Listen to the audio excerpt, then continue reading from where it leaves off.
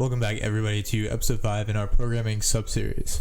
In this video we're going to be talking about the int primitive data type, and this one is pretty important to know because half the data we're going to be working with is in number format, and integers represent whole numbers. Anyways, there are 4 types of integer data types. So there is what's known as the signed integer. So the signed integer represents positive and negative numbers, and it's represented through 4 bytes.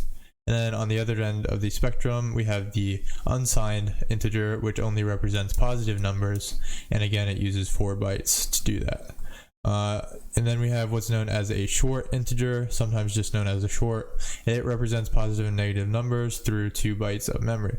And then the long is positive and negative numbers, and then it uses 8 bytes to do that.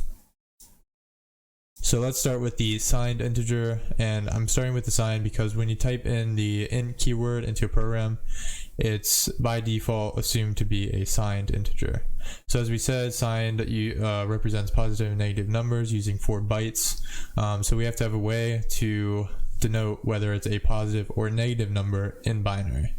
So how we can think about this is we'll just denote 1 bit to show whether it's positive or negative, because we can have 0 being positive or 1 being negative, something like that. So we'll get rid of 1 bit so we can use it as a basically a polarity bit. So instead of having 32 bits to represent the number, we'll have 31 bits to represent the number. So we can think about the range as -2 to the 31st all the way up to 2 to the 31st minus 1. Or we can think about it as if we were just looking at the positive end of the spectrum, then we'd have 2 to the 32nd because we wouldn't need the sign bit. Whereas if we had 2 ends of the spectrum, positive and negative, we'd have to divide 2 to the 32nd by 2 because there's 2 ends to the spectrum. So we're going to think about it using this first way of thinking about it. So this range turns out to be -2,147,000,000 blah blah blah, all the way up to 2 billion blah blah blah.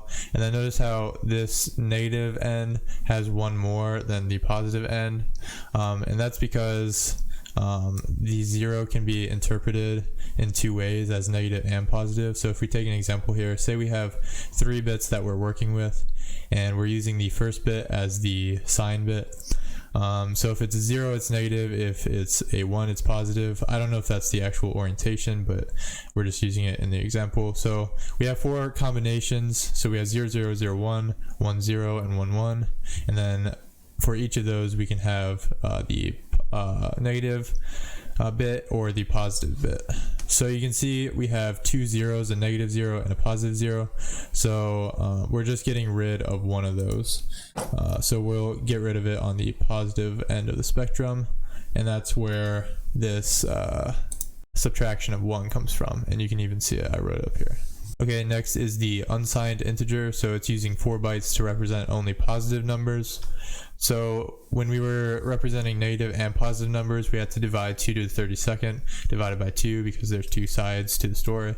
Whereas when we're only representing positive numbers, we divide it by 1 because there's only 1 side. So the range is going to be 0 all the way up to 2 to the 32nd minus 1.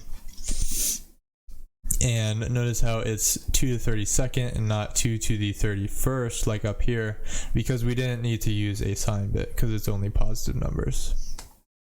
So that range is going to turn out to be 0 all the way up to 4,294,000 or million, blah blah blah.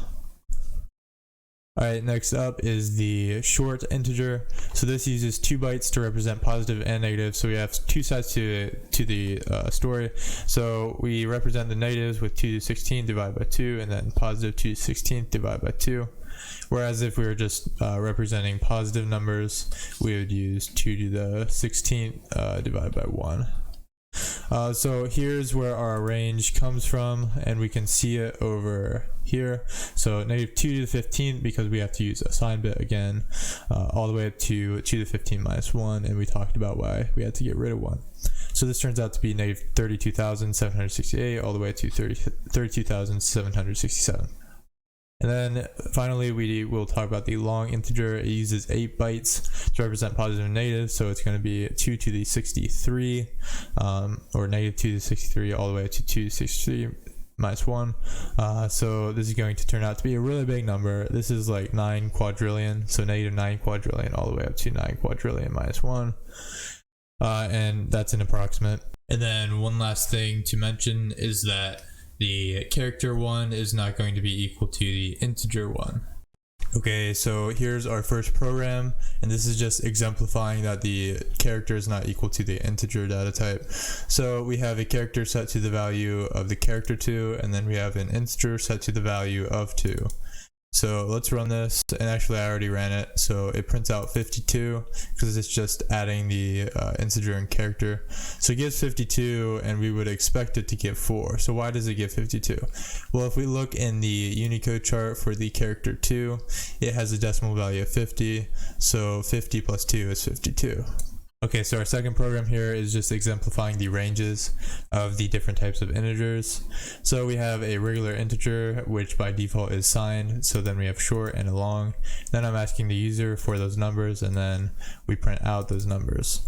So let's go ahead and run this here. So it says, give me a int, which this is a signed int, and the maximum value for a signed int, remember our max of the range was 2,147,483,647.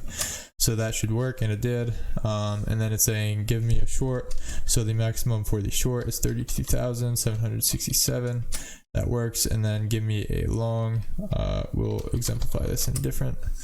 So it prints out these all fine. Let's run this again. So we'll just give it a random int now. Now for the short, we'll give it 1 plus the maximum of the range. So that would be 32,768.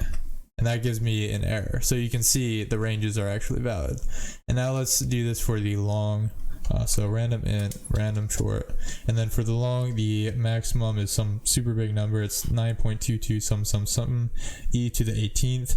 So that would be 9 with 18 zeros. So let's put in 9 with 18 zeros. 18. Okay, you can see that it actually took that. So now let's run this with, again, some random numbers. And then for the long, let's put, instead of 9 with 18 zeros, which is the max, let's put 10 with 18 zeros. And you can see this gives us an error. So these ranges are valid in Java and every programming language. I couldn't figure out how to use unsigned ints in Java. If you know how to do that, leave it in the comments.